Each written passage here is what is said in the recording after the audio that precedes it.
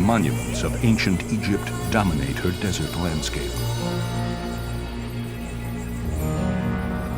They remind the world of the fabulous power and wealth of a civilization that flourished thousands of years before the birth of Christ.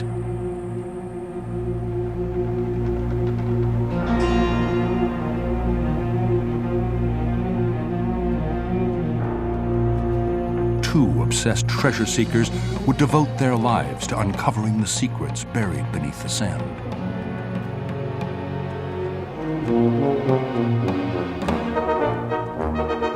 One was a circus strongman.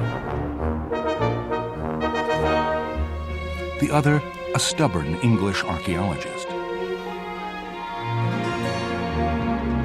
Their unmatched passion would bring Egypt's past to life.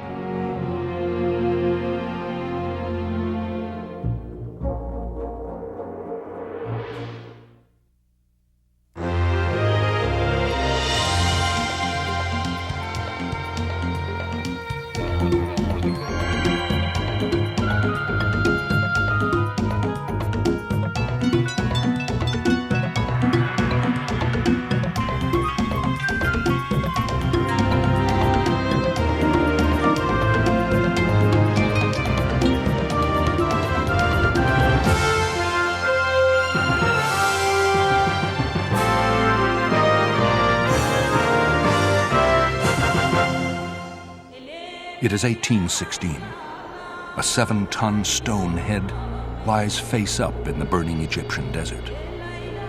It's been there for over 3,000 years. Now it's under the scrutiny of a tall, strange Italian dressed like an Arab. His name is Giovanni Belzoni. The greatest treasure seeker of his time, he has staked his reputation on transporting the Colossus to Europe. If he fails, he will be penniless in a strange and exotic land. His whole life is in the balance, and it's been quite a life. Born in Padua in 1778, Belzoni showed an early enthusiasm for mechanics. His father recognized his talent and placed him in a monastery, where he studied engineering. But soon his tranquil world was shattered. Napoleon's army swept through Italy and closed many of the monasteries. The sudden entry of the French army altered the course of my education, and being destined to travel, I have been a wanderer ever since.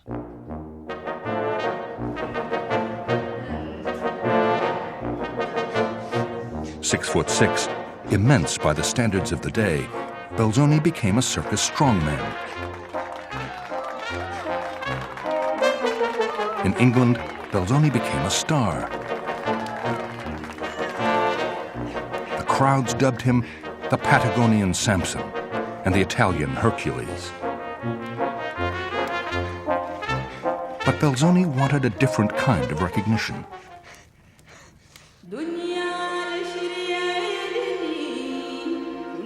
Following his passion for adventure and engineering, Belzoni voyaged to Egypt with a scheme to sell water pumps to irrigate the desert.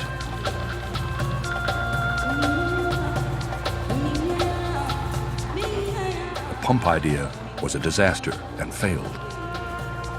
But Belzoni fell passionately in love with Cairo.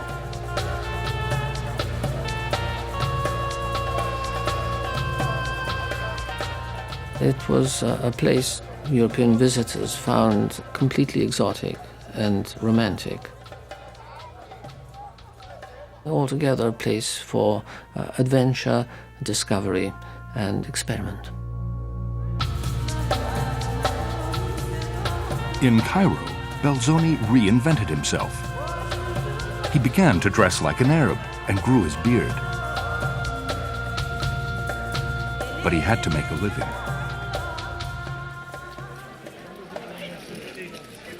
All around him, the French and English were competing to find treasure for their national museums. the hunt for antiquities in Egypt was fast becoming a gold rush. Belzoni seized the opportunity. He heard tales of a colossal stone head ready for the taking. It was 400 miles south along the Nile in Thebes.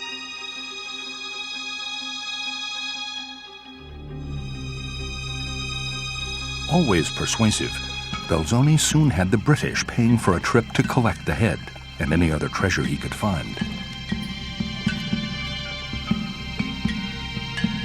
The land he was entering was lawless and largely unexplored. Virgin territory for a treasure seeker.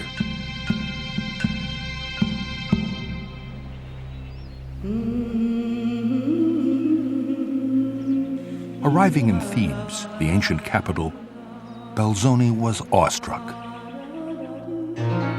It appeared to me like entering a city of giants, who after a long conflict were all destroyed, leaving the ruins of their various temples as the only proofs of their former existence. Even their language and writing are totally unknown to us.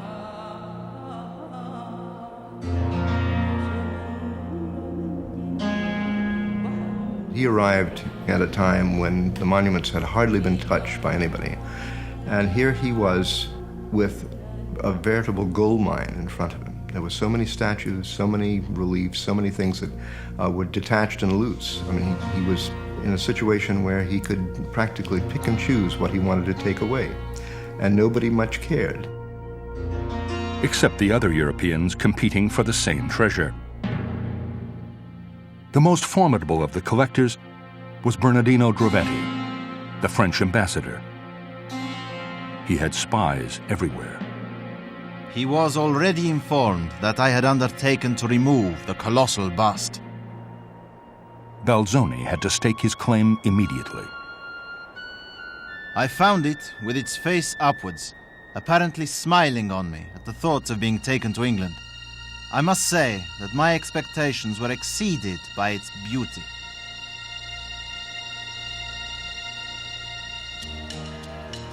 Belzoni hired the inhabitants of a nearby village, Kurna.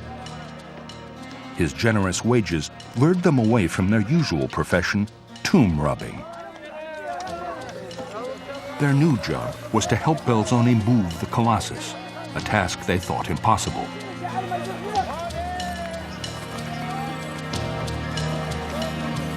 When the head moved for the first time, the villagers let out a great shout.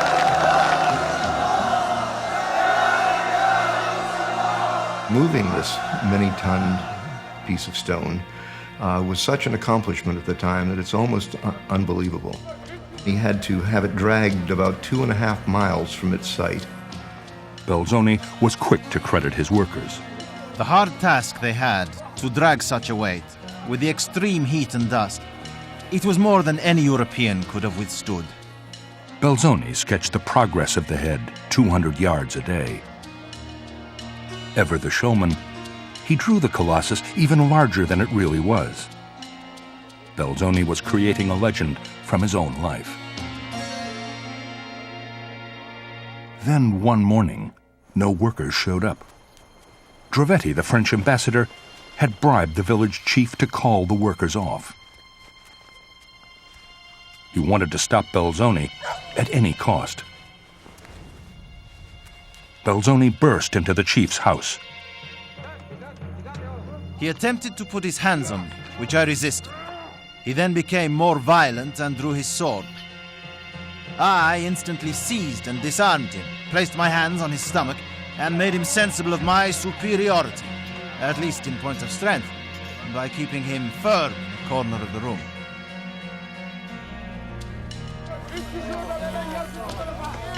The next day, the Colossus was moving again.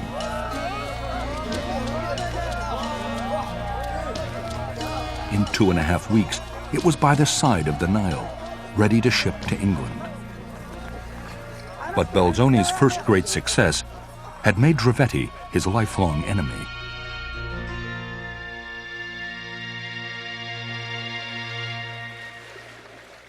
Hearing stories of more treasure, Belzoni voyaged further up the Nile.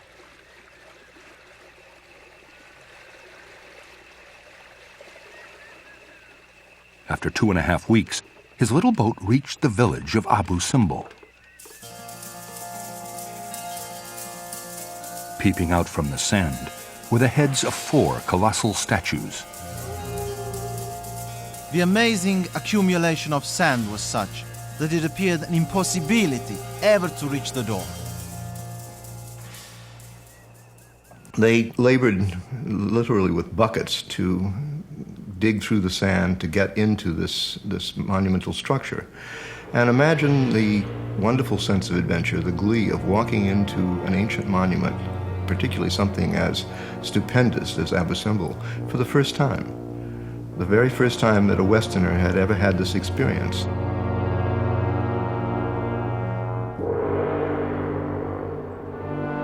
Speechless, Belzoni wandered through the temple cut out of the cliff itself.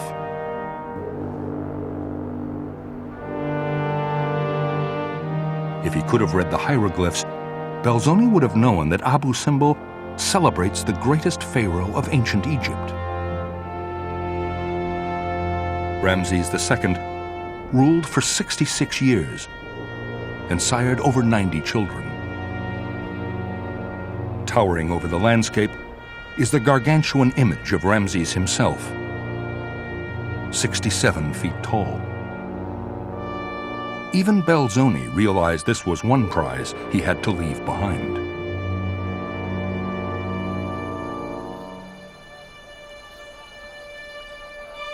But back in Thebes, it was a very different story. Belzoni bought relic after relic from his friends in the village of Kurna to add to his collection. Belzoni now had one of the biggest loads of treasure Egypt had ever seen, and it was destined for England.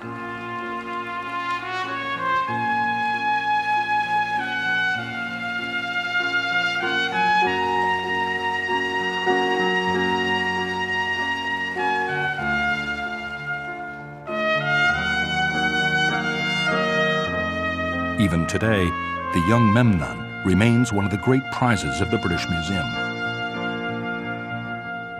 Belzoni had found his calling.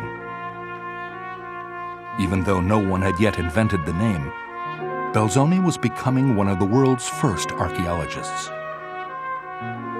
Belzoni was developing a whole repertoire of what we would now consider typical archaeological traits.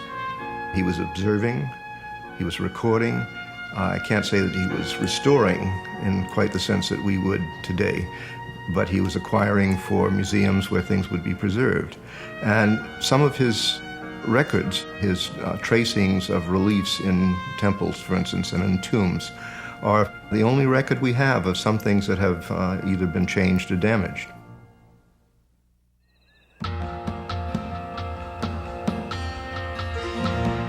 As soon as possible, Belzoni hurried back to Thebes. Again, he was not shy about his phenomenal success. I accumulated articles enough to fill another boat, as large as that of the preceding year. Drovetti could not get away from Belzoni's accomplishments. Wherever the Italian strongman collected, he left his signature. It was almost like a taunt. Desperate, Drovetti used his political connections to ban Belzoni from excavating among the temples. And through his local agents, he even threatened Belzoni's life.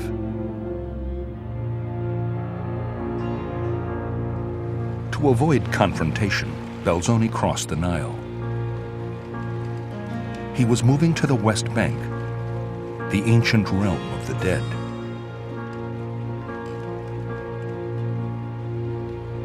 Seeking new sources of treasure, he passed over a low range of desert hills.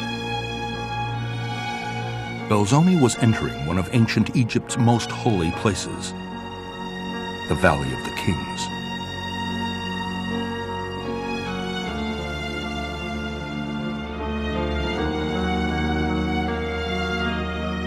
For over 500 years, the pharaohs were buried here.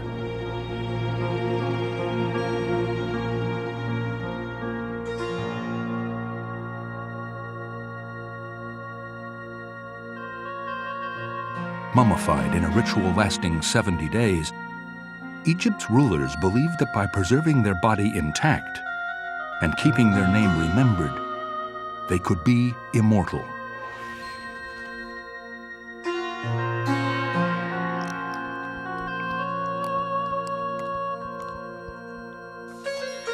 The Egyptians are often described as a people obsessed with death, gloomy in the extreme.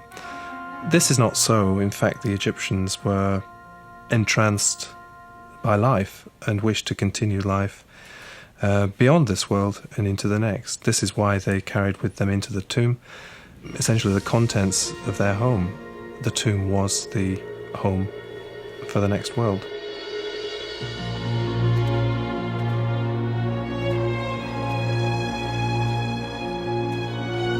The Valley of the Kings was dotted with tombs that had been plundered before the birth of Christ.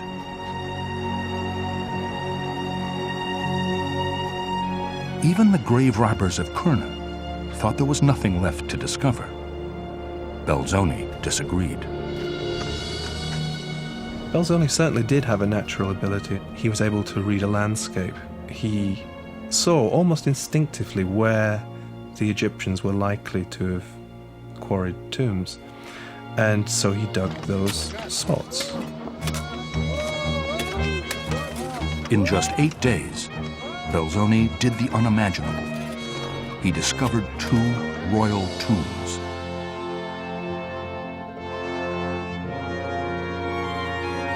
The contents had been looted, and the paintings were in good preservation, but not in the best style. Belzoni had a hunch there were even more beautiful tombs hidden in the valley. He intended to find them. Belzoni, the treasure seeker, was fast becoming a connoisseur. Belzoni's next move was to follow a gully where rainwater ran into the ground. His workers, experienced tomb robbers, thought he was crazy. Why would anyone want to be buried near an underground stream? But in a few days, they opened up Belzoni's greatest discovery, the largest and most beautiful tomb in the Valley of the Kings. I may call this a fortunate day. I do not mean to say that fortune has made me rich, for I do not consider all rich men fortunate. But she has given me that satisfaction, that extreme pleasure which wealth cannot purchase.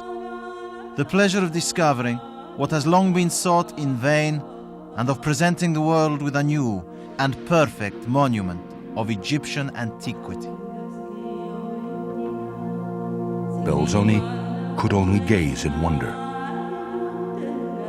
A mere 5 years later, in 1822, the hieroglyphs would be translated, and visitors would know they were in the tomb of Sethos I, who ruled Egypt at the height of its power.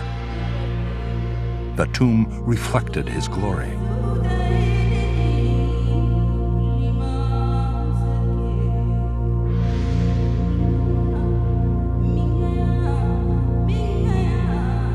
Nephthys, with outstretched wings, guards the body of the pharaoh.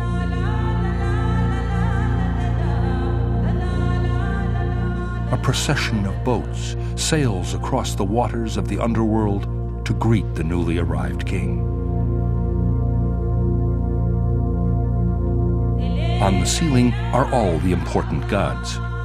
They cluster around the constellations of the northern sky, represented as animals, to allow Sethos' soul to pass up into heaven.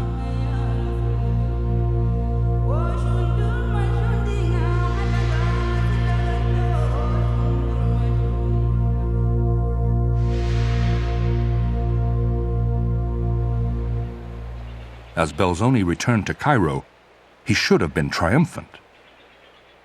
Instead, he was furious At this time, I received several journals from Europe and found, to my great surprise, that all my former discoveries and labors had been published in the names of other people, while mine was not even mentioned. Still, Belzoni was not about to let his dream of fame slip away.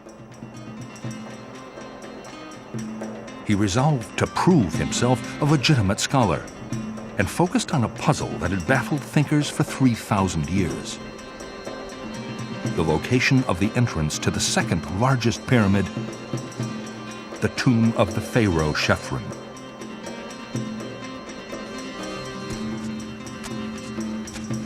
Bypassing false turns and granite barriers, Belzoni explored the passageways to find a huge burial chamber.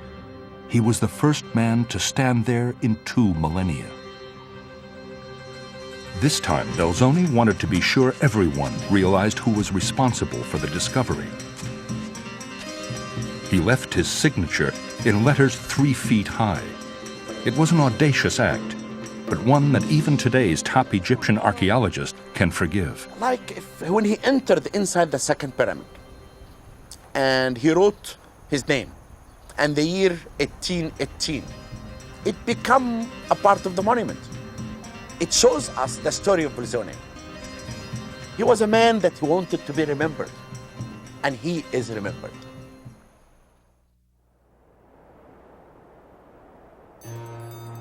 When Belzoni returned to Thebes, he thought his rivalry with Drovetti had died down, but news of his success at the pyramids had preceded him. I was warned by an Arab not to go where the other Europeans were, but I took no notice of what he said, as sometimes those people make much out of nothing. This time the Egyptian was right. Drovetti's agents were waiting to ambush the Italian giant. A gun was being raised when Belzoni's friends, the villagers of Kurna, intervened, shielding him from certain death. The tomb robbers had come to his rescue.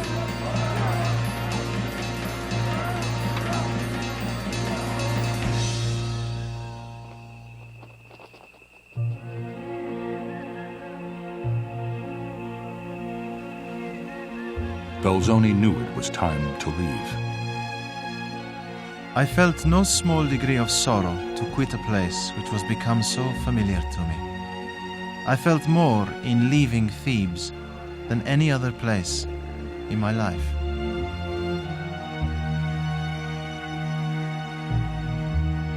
Belzoni returned to London. There he would show everyone who was the greatest treasure seeker in Egypt.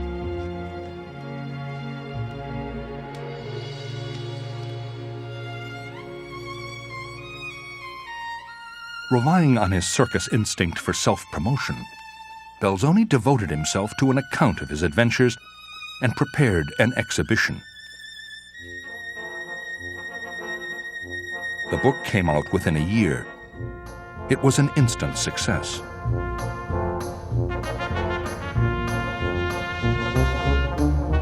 The exhibit opened a year later at the aptly named Egyptian Hall in Piccadilly. It was a sensation.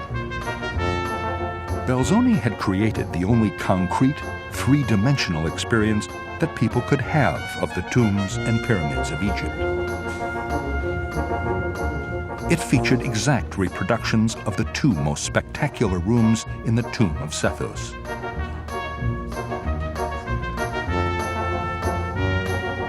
An explanation of the entrance to the pyramid of Chephren, and drawings of Abu Simbel.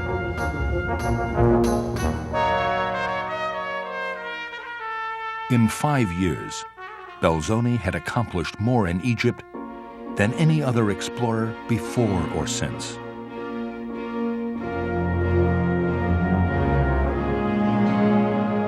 He had filled the Egyptian Hall of the British Museum.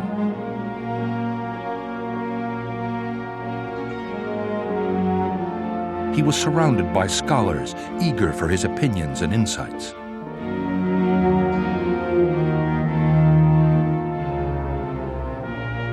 A year later, exploring deep in Africa, he was cut down by disease. Only 44, Belzoni died at the height of his success. But his reputation would live on.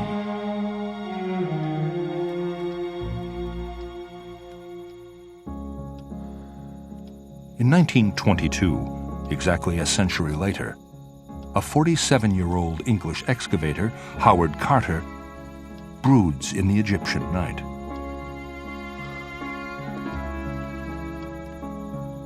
One day he will be the world's most famous archaeologist. But now, the dreams of a lifetime are crashing down around him.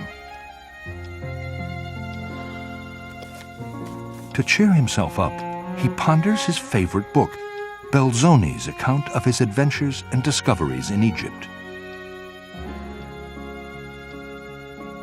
Those were the great days of excavating. Anything to which a fancy was taken was just appropriated. And if there was a difference in opinion with a brother excavator, one laid for him with a gun. Carter's fascination with Egypt began as a child. Under the tutelage of his father, an illustrator, he spent hours sketching in the Egyptian collection of a nearby estate and dreamt of traveling to the land of the pharaohs. In 1891, when Carter was 17, his father made his dream come true and helped get him a job in Egypt, copying ancient wall paintings. Carter never had any kind of formal education when he was young, and he was not someone who could compete easily with other people working in the archaeological field in Egypt, most of whom had been to good private schools and to one of the better universities. I wouldn't call him a rough diamond, but somebody called him a Norfolk dumpling. Although he was rough around the edges socially, Carter brought a new level of skill to the vital task of recording Egyptian art.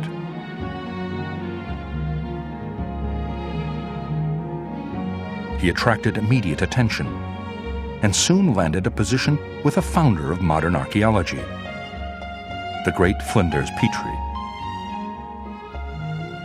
Petrie's training transformed me into an investigator, teaching me to dig and examine systematically.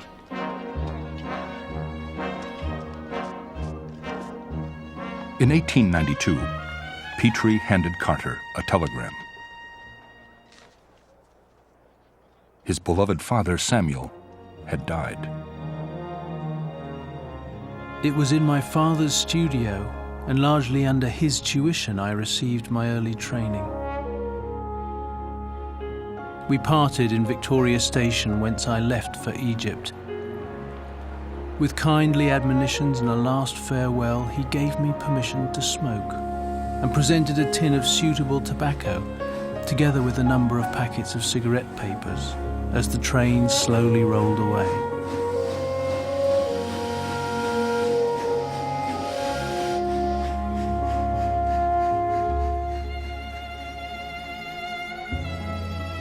His father was the one who had opened his horizons, arranged for him to be in Egypt.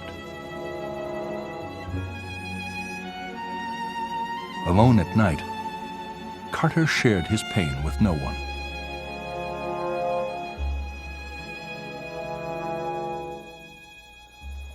Carter escaped into his work. He moved on to Der el-Bahri, the mortuary temple of the most famous woman pharaoh, Hatshepsut. The project rebuilt the temple from a pile of rubble. Carter was the principal artist.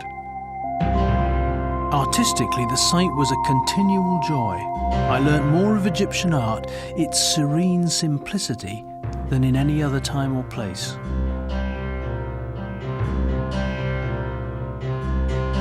But Carter had a new dream. Due to Petrie's training, my great desire is to be an excavator. Eager to add to his skills, Carter took on other responsibilities. It wasn't long before his talents were noticed by other excavators. It is certainly quite remarkable how well the difficult work of rebuilding is done by Mr. Carter. Besides, he has a thorough command of Arabic. He can direct and superintend the men, or rather teach them what they are to do.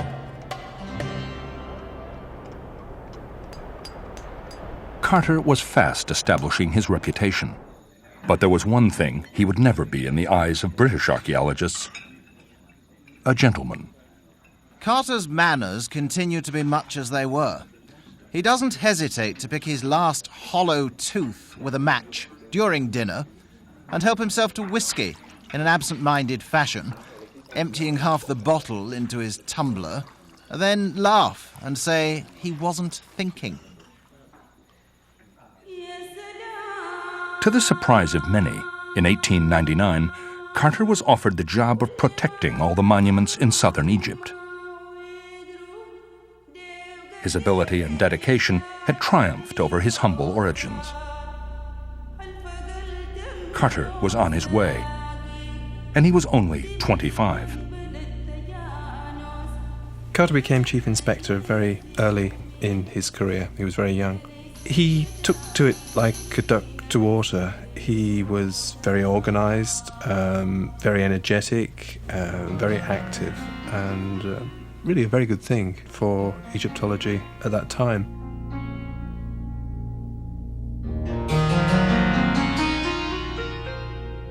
Riding his horse Sultan from site to site, Carter was finally happy.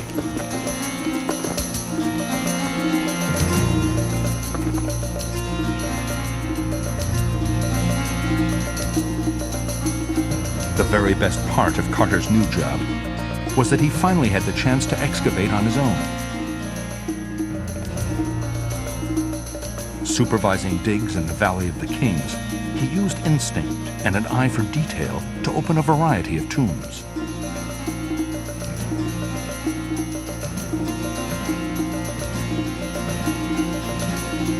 Carter also knew the best place to look for treasure wasn't necessarily in the desert. In the local coffee shops, he gossiped with the tomb robbers of Kurna. I must admit this practice was liable to serious criticism. Some colleagues in the government service frowned upon it as a bad habit. They thought it degrading. But Carter's time was well spent. He was keeping track of the local market in stolen relics, and he enjoyed himself. Carter had a genuine respect for his friends, the grave robbers, and it extended back to their ancient predecessors.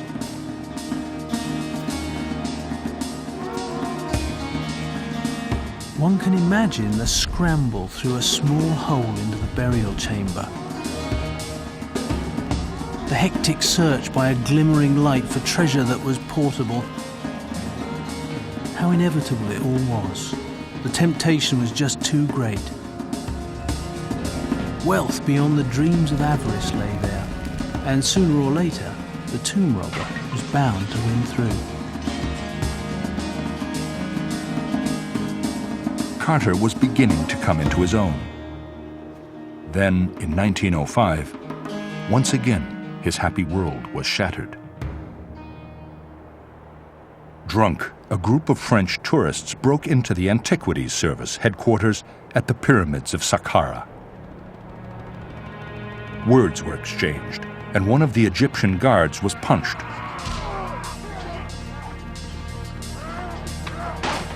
The French smashed up the furniture and attacked the Egyptians with sticks. Carter didn't hesitate. He ordered the Egyptians to defend themselves and joined the struggle. But Carter had violated a sacred colonial taboo, and the French demanded an apology. He was a stubborn man who was quite unwilling to bend his attitudes in this respect towards what you might call the diplomatic necessities of the moment. He was not prepared to apologize because he did not think that he had done anything wrong.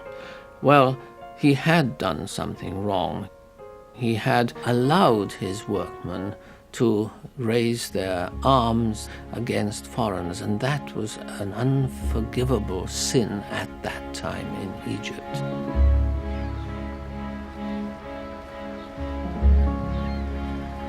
Carter was forced to resign and went back up the Nile to Thebes. I feel the humiliation to an exceeding extent. The treatment I have received after I have carried out my duty is inconceivable. For 3 years, Carter could only eke out a living, working as a guide and painting watercolors to sell to passing tourists. An acquaintance even sketched Carter as a tramp. His fortunes were at their lowest ebb, when quite unexpectedly, he was befriended by the man who would transform his life, Lord Carnarvon. Carnarvon loved horse racing and motor cars, and he had more money than a pharaoh. He had come to Egypt to recuperate from a terrible automobile accident. Soon bored, he took up excavating. His first year produced a mummified cat and little else. Undeterred, he sought an expert to help him and was introduced to Carter. It was the beginning of a deep friendship. An extraordinary friendship, you might think, because they came from opposite ends of the social spectrum.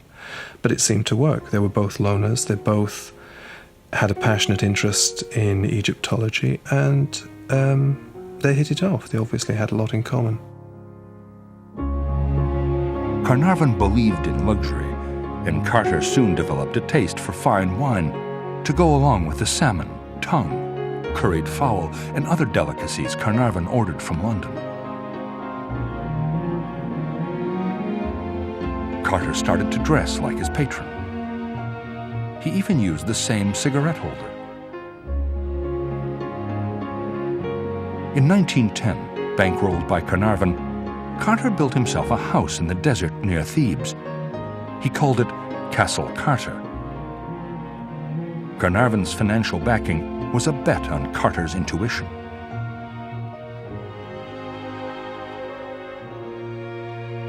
Carter believed that somewhere in the Valley of the Kings there was the unopened royal tomb of a pharaoh. There were hints, but no sure proof that he ever existed. His name was Tutankhamun.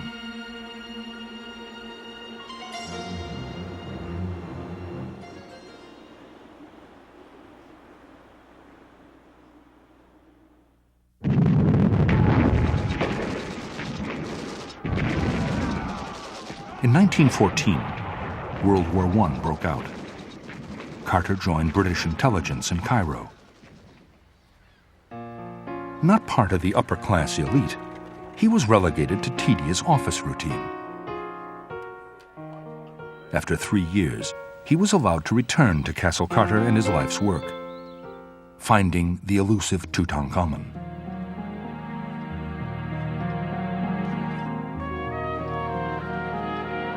Carnarvon had already obtained the exclusive permit to excavate in the Valley of the Kings. Carter began by drawing a detailed map of the valley. Most archaeologists thought he was crazy. They said there were no tombs left in the Valley of the Kings.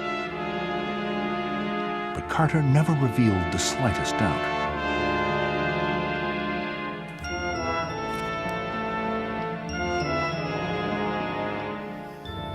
I suggested to Lord Carnarvon that we take as a starting point the triangle of ground defined by the tombs of Ramses II, Meremptah, and Ramses VI, the area in which we hoped the tomb of Tutankhamun might be situated. Mountains of rubbish thrown out by previous excavators encumbered the ground in all directions. Clearly, the only satisfactory thing to do was to dig systematically right down to bedrock. It was rather a desperate undertaking.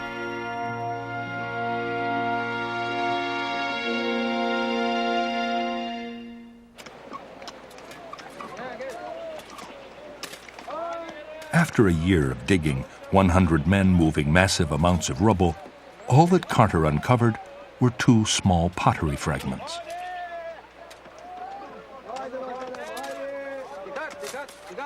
The excavations continued, unearthing nothing.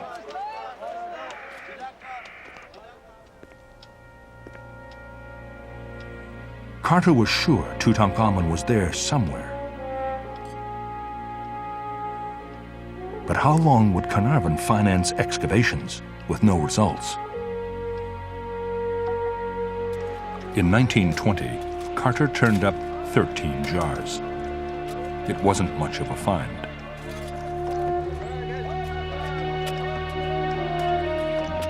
More excavations just moved stone from one part of the desert to another. The digging had gone on for 6 years.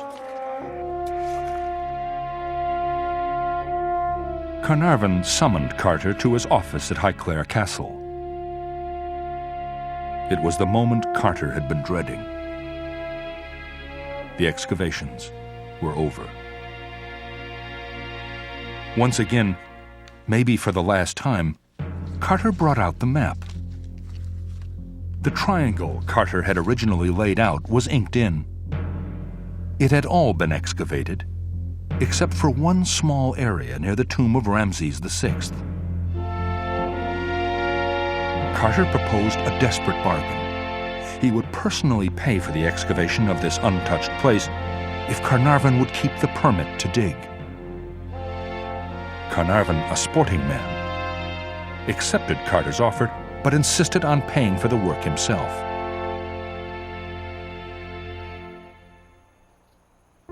When he returned to Egypt, Carter told his friends he had found a companion to share his life.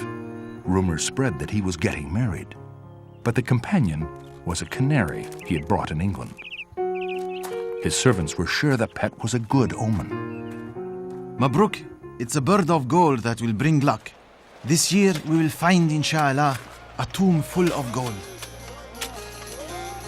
The workers realized this was the last chance. Even the water boy, the lowest-ranking member of the team, got in on the act. He poked around with a stick and was astonished to find a limestone step buried under the sand.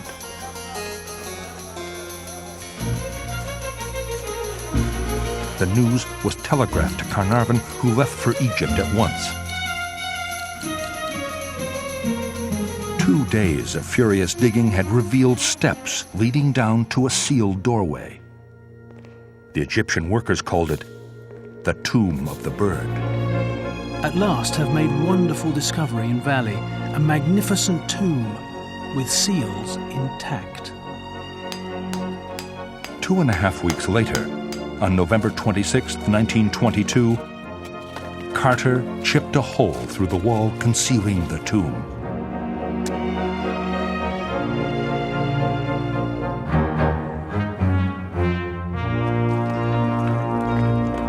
I was struck dumb with amazement. And when Lord Carnarvon, unable to stand the suspense any longer, inquired anxiously, "Can you see anything?" It was all I could do to get out the words, "Yes, wonderful things." As my eyes grew accustomed to the light, details of the room within emerged slowly from the mist. Strange animals, statues, and gold. Everywhere, the glint of gold.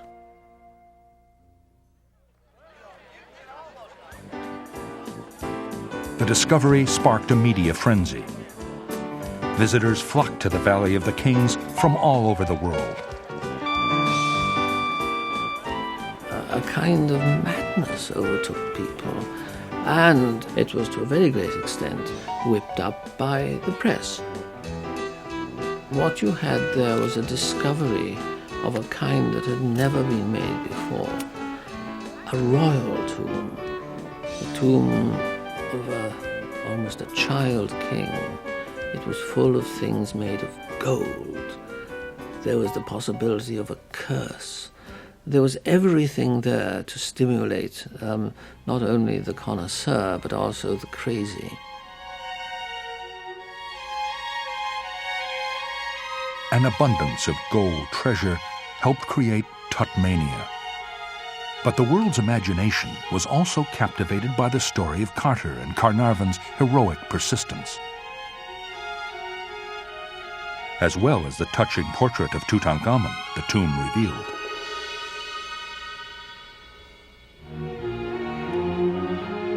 The Golden Throne is decorated not with a scene of triumph in war, but with the 16-year-old pharaoh being lovingly caressed by his equally young wife, Ankhesenamun.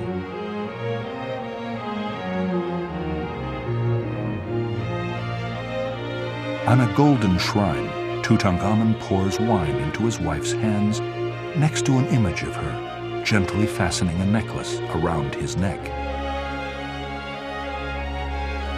Carter was moved almost to tears.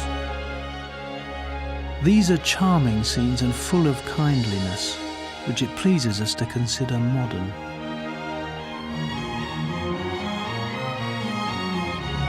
Even the wall paintings surrounding the sarcophagus are simple and intimate. They show the innocent young king being welcomed to the next world. Carter had brought an ancient pharaoh to life. King Tut had become as familiar as the boy next door.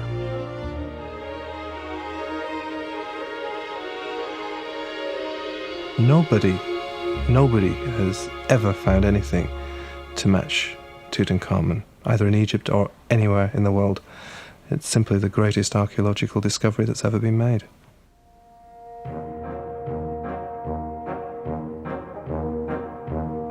Clearing the tomb was a huge task that would ultimately take 10 years of Carter's life. Although he had an all-star team of archaeologists to help him, Carter labored ceaselessly. All the pressure in the end came down to Carter. He was the director of the excavation, the excavator, the artist. He controlled everything. Carnarvon had ceased to participate in the actual work of the excavation, but he was interfering all the time, and he brought these important people to see the excavation. They interrupted, they got in the way, and Carnarvon exploited the situation in a way that Carter really could no longer abide. By 1923, the men were no longer speaking to each other. To try and reconcile, Carnarvon stopped by Castle Carter.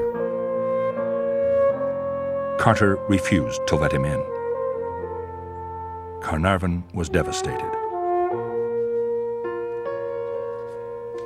He wrote Carter a letter. I've done many foolish things, and I'm very sorry. I suppose the fuss and worry have affected me. I'm a man with few friends, and whatever happens, nothing will ever alter my feelings for you. I should like to have a good talk.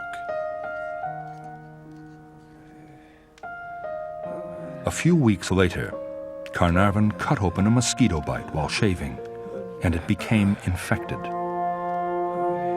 Always in delicate health, he lapsed into delirium.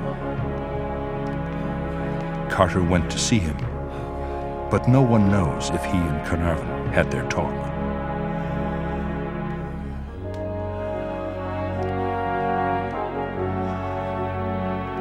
April the 5th, 1923.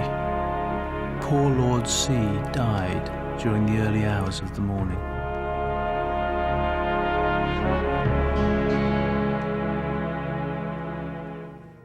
Immediately, Carnarvon's death was attributed to the curse of the pharaoh. Carter had no time for such speculation. All sane people should dismiss such inventions with contempt. If there was a curse of the pharaohs, I think perhaps it was granting to Howard Carter his greatest wish, which was to discover Tutankhamun. Because once he'd found Tutankhamun, once that dream had been realized, there was nothing. There was nothing left for him. Carter became a world celebrity, but was never able to write the academic study that would secure his place among Egyptologists. An old, sick man, he sat on the porch of a hotel in Luxor and drank alone. Occasionally, a passing tourist would join him.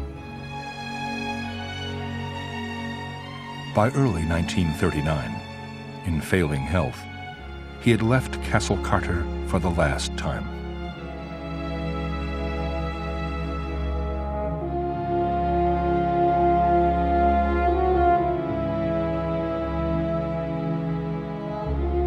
On March 2nd, Howard Carter died. Only one of his colleagues came to the funeral. The inscription on his gravestone read simply, Howard Carter, archaeologist and Egyptologist. But perhaps his epitaph should have been what was written on a small wishing cup Carter discovered in Tutankhamun's tomb. May your spirit live.